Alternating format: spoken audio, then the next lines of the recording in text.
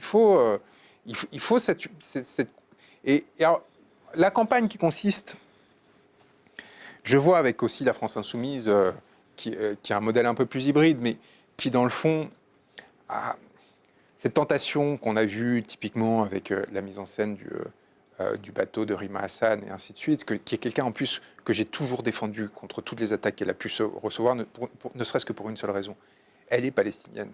Donc elle est parfaitement légitime à en faire le combat de sa vie et à y mettre son cœur. Oui, et en fait, ce que je pensais, c'est que cette femme, avec cet engagement de cœur et du coup avec cette radicalité que ça lui a donné, au sens noble du terme, serait en mesure même presque de changer le pays si elle étendait son discours à la France dans son ensemble. Vous voyez, si à partir de cette base d'indignation, et elle reste un peu bloquée dans cette perspective-là, et on voit Jean-Luc Mélenchon qui commence à se refermer sur lui-même, vous voyez, avoir une forme de réflexe. Qui est-ce qui a financé la flottille de Rima Hassan?